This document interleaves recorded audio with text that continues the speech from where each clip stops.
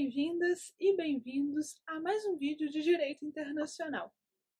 Hoje nós vamos conversar sobre os sujeitos de direito internacional e um pouco sobre as noções de soberania dos Estados. Vamos lá?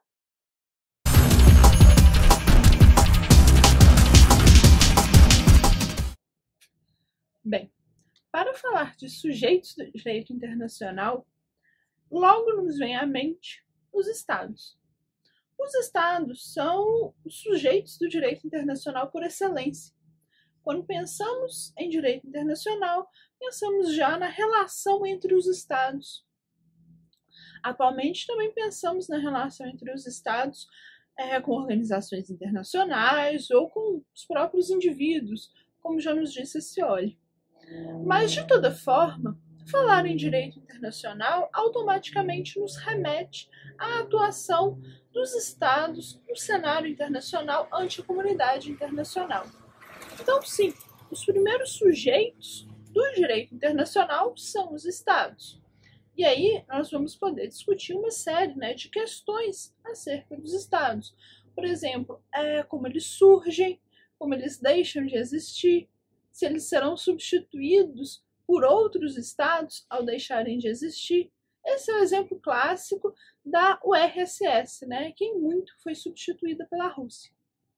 Bom, também vamos poder discutir as obrigações internacionais dos estados, como que eles se vinculam a determinados organismos internacionais, em qual espaço eles vão exercer a jurisdição, enfim. Nós podemos discutir uma série de temas sobre os estados e seu posicionamento no cenário internacional, como que eles se relacionam no meio internacional. Mas para discutirmos a relação dos estados no ambiente internacional, um conceito-chave é o de soberania.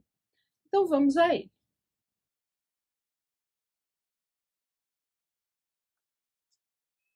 Ao trabalhar soberania, nós podemos fazer uma contraposição entre dois modelos. Um modelo inicial, trazido pela Paz de Westfália em 1648, que compreendia uma soberania absoluta dos estados, em contraposição a um modelo contemporâneo, atual, que vai compreender a soberania como independência a partir das exigências da cooperação internacional. Nesse sentido, os estados eles possuem sim independência em suas ações, mas isso a partir da compreensão da comunidade internacional e a partir da compreensão dos vínculos que os próprios estados estabeleceram entre si ao conformar essa comunidade internacional. Bom, então, tratando inicialmente o modelo tradicional, o modelo vinculado à Paz de Westfália, bem, importa resgatar o que foi essa Paz de Westfália. Foi uma série de tratados que colocaram fim à Guerra de 30 anos e que também reconheceram como estados os Países Baixos e a Suíça. O grande marco da Paz de Westfália está em trazer a concepção que nós temos de direito internacional. Então, por mais que estados se relacionassem já antes da Paz de Westfália, os conceitos de direito internacional que nós temos atualmente advêm desse momento histórico. Além disso, a conceituação de Estado-nação, ou os elementos característicos do Estado-nação, também derivam da Paz de Westfália. São eles a soberania dos estados, a igualdade jurídica entre os estados, a territorialidade e a não intervenção. Por isso que a Paz de Westfália ela é um marco para a conceituação e a compreensão do Estado moderno. Bom, nós temos então que originalmente o sentido de soberania era de uma soberania absoluta, em que os estados eles possuíam completa autonomia jurídica para fazer valer em seu território as suas normas. Nesse sentido, toda e qualquer decisão do Estado sobre o seu próprio território seria válida. Agora, nós já temos um conceito de soberania que é mais complexo, que vai considerar os estados inseridos na comunidade internacional como um todo, que vai reconhecer que os estados estão vinculados a uma série de tratados internacionais e a uma série de organizações internacionais. Lembrando, né, que eles se vincularam a esses organismos por vontade própria.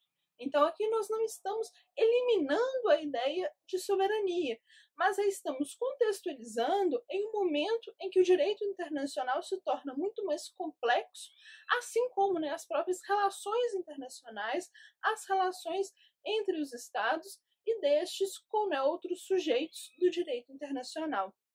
Então, atualmente, nós precisamos trazer uma conceituação de soberania que não seja tão estática, que não seja tão absoluta quanto em Westfália, que vai considerar, portanto, todos os tratados e todas as obrigações internacionais às quais os estados se vincularam.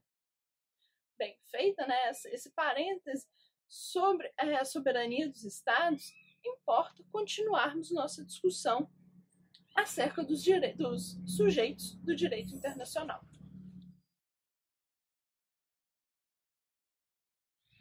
Um dos sujeitos do direito internacional que não é muito tratado é a Santa Sé. A Santa Sé é também reconhecida como sujeito de direito internacional, e aqui importa observar que ela não se confunde com o Vaticano. O Vaticano é um meio, é um instrumento para que a Santa Sé exerça a sua autonomia, mas não se confunde com ela. Então, é como se o Vaticano fosse o território sobre o qual a Santa Sé exercesse a sua soberania, né? A gente acabou de falar de soberania.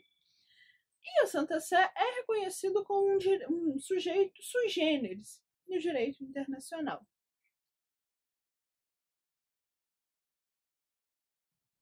Bom, outro sujeito de direito internacional são as organizações internacionais. Elas são organizações constituídas livremente pelos estados, dos estados que vão, né, decidir se tornar estados-parte, que tem como objetivo atender, né, a interesses políticos, econômicos desses estados. Então, elas são criadas a partir de tratados internacionais que os estados, né, que assinam se tornam membros, que assinam e ratificam, né, se tornam membros dessas organizações, e tem como, né, o princípio fundamental que lhes dá origem é o princípio do voluntarismo. Isso é, elas surgem a partir da livre vontade dos estados. Então, os estados, no exercício de sua soberania, eles decidem, né, por integrar determinada organização internacional. Nós temos uma série de modelos de organizações internacionais. Nós podemos destacar as organizações internacionais intergovernamentais. Podemos também falar do sistema das Nações Unidas, que é o principal sistema, o principal representante, né, dessa ideia que nós temos de organismo internacional e que atua em diversos temas, desde proteção de direitos das mulheres, das crianças, até temas ambientais, passando por direitos econômicos e sociais também. Então, a atuação do sistema ONU é bem abrangente. Nós temos também organizações internacionais de caráter econômico regional que dizem que objetivam, né, a integração econômica de seus membros. E foi assim, né, que nós tivemos o surgimento da União Europeia. E temos também organizações regionais de caráter não econômico.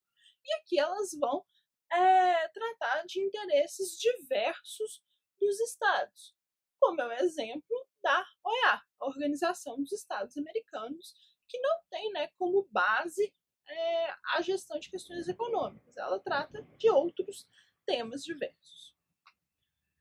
Falar em organizações internacionais e no seu reconhecimento como sujeitos de direito internacional, importa trabalharmos um pouco o caso Folke Bernadotte. Folke Bernadotte, ou Conde de Wisborg, ele era um diplomata que tinha uma atuação significativa no ambiente internacional. Por exemplo, ele conseguiu a libertação de 20.000 judeus dos campos de concentração alemães, quando ele atuava como chefe da Cruz Vermelha na Suécia. Ele foi nomeado, por conta desse seu histórico, pela ONU como mediador de paz entre os Estados árabes e o recém-criado Estado de Israel. Isso no contexto da Resolução de 29 de novembro de 1947 da ONU, que estabeleceu a partilha da Palestina.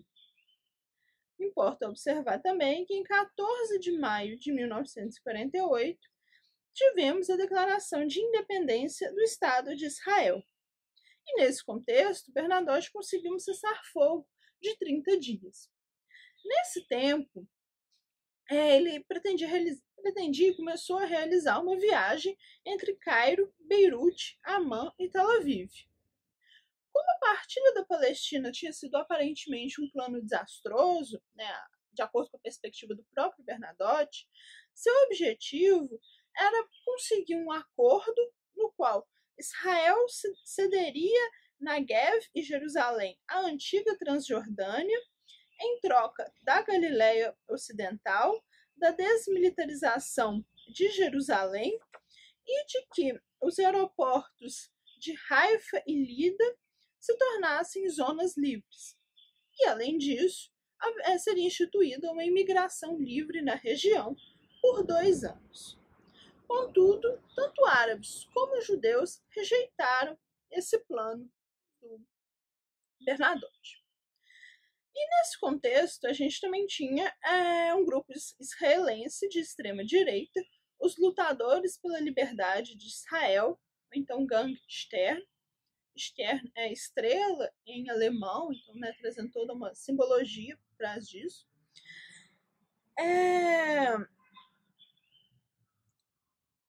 Que estava sob o comando de Itzhak Shamir, que foi eleito posteriormente em 1983 primeiro-ministro de Israel.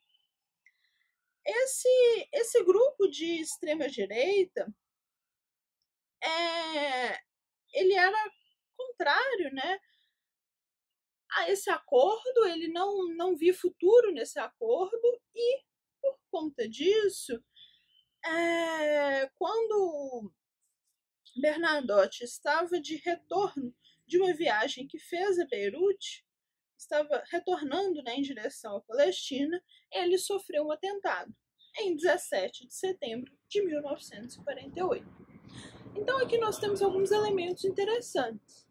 Isso é, nós temos um funcionário, uma pessoa que estava atuando em nome das organizações das Nações Unidas, que em seu trabalho sofreu um atentado. Nesse contexto, as investigações foram muito precárias também, isso é bom, isso é importante a gente destacar, e não levaram a resultado nenhum. Até porque na região ninguém estava exatamente contente com o acordo proposto por Bernadotte, nem com nenhum dos acordos até então propostos. E aí, em 5 de dezembro de 1948, nós temos uma resolução da ONU, da Assembleia Geral, que questionou a Corte Internacional de Justiça se a ONU, enquanto organismo internacional, poderia fazer uma reclamação contra um Estado, em razão de danos causados à organização e a seus agentes. E a partir da resposta da Corte Internacional de Justiça é que a gente tem o reconhecimento dos organismos internacionais, das organizações internacionais, como sujeitos de direito internacional, e que por isso poderiam fazer esse tipo de reclamação. Isso considerando o interesse da Organização das Nações Unidas em buscar uma resposta para o caso, visto que foi um funcionário seu que em serviço sofreu um atentado e nenhuma providência efetiva foi tomada. Então, a partir desse momento, é que foi reconhecida a nível internacional, a partir da jurisprudência da Corte Internacional de Justiça, que sim, os organismos internacionais também possuem personalidade jurídica, também são sujeitos de direito internacional. Bom, e aí, né, nós podemos questionar a existência de outros sujeitos de direito internacional. Quais poderiam ser eles? Atualmente, o grande debate está em torno de empresas transnacionais, organizações não governamentais e indivíduos também serem sujeitos de direito internacional. Com relação aos indivíduos, há um crescente movimento de reconhecimento. Então, crescentemente vem se reconhecendo os indivíduos como sujeitos, ainda que limitados, de acordo com alguns autores, não com plenos, né, com plena capacidade jurídica, mas em perspectiva mais limitada, como sujeitos de direito internacional. Isso porque, principalmente diante de sistemas regionais de proteção de direitos humanos, os indivíduos também podem peticionar. Então, os indivíduos eles também podem atuar no direito internacional, em organismos, né, do direito internacional diretamente, sem ser por meio de seus estados. Então, daí que começou a surgir, né, essa discussão sobre os indivíduos também serem sujeitos do direito internacional. Por outro lado, a questão referente às empresas transnacionais e às organizações não governamentais que têm atuação global, como o Greenpeace, por exemplo, é o caso mais clássico que nós temos, a questão ainda é muito embrionária. Então, assim, não se pode dizer atualmente que essas empresas transnacionais ou que grandes organizações não governamentais de fato sejam sujeitos de direito internacional. Mas essa discussão tem sido levantada, né, cada vez com uma frequência maior. Por outro lado, também são de fato reconhecidos como sujeitos de direito internacional a Cruz Vermelha, no que se refere ao direito humanitário, e também a Ordem de Malta, que dirige uma série de hospitais e centros de reabilitação. Então, esses dois, né, também são sujeitos de direito internacional, mas em relação às esferas específicas que diz respeito à sua atuação. A Cruz Vermelha, diga-se de passagem, é elemento central, né, para a construção e a estruturação do direito humanitário. Bem, caso tenham quaisquer dúvidas ou sugestões, sintam-se à vontade para comentar abaixo. Até a próxima!